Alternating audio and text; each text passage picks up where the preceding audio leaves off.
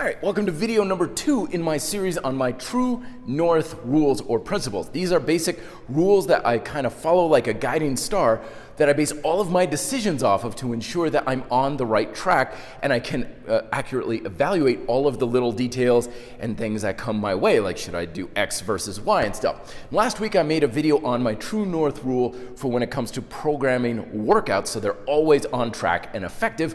Video's up here if you want to check it out. But some of you were asking, what about a True North principle or rule for diet and nutrition? Naturally, though, if you've been watching any of my videos, you know my views and perspectives on diet and nutrition are not usually in step with a lot of dogmatic practices that very much saturate our fitness culture. Like, I'm not going to tell you not to eat something. I'm not going to tell you that you have to do intermittent fasting or any of this sort of thing, because while this advice can oftentimes be very good, know that this advice is also very much based on assumptions and guesswork.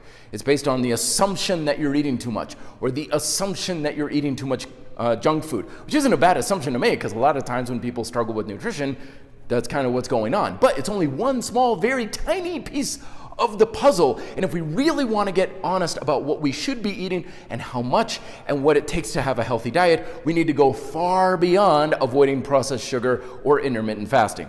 That's why I use the True North principle of eat to satisfy. As I explained in my first book, Fitness Independence, the real true role of a healthy diet isn't to restrict or prevent you from eating something. It's to make sure you're getting what your body needs and you're using food in the most effective way possible to satisfy your 4 primal appetites. These 4 primal appetites are: 1, your appetite to satisfy your hunger, got to take care of that. 2, your appetite for nutritional support, got to make sure you're getting all your macros and nutrients and everything.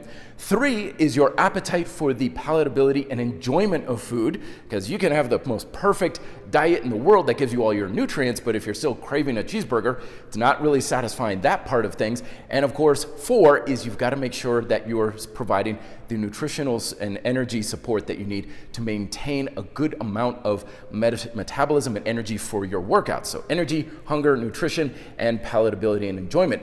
Those are what we want to make sure our diet is satisfying.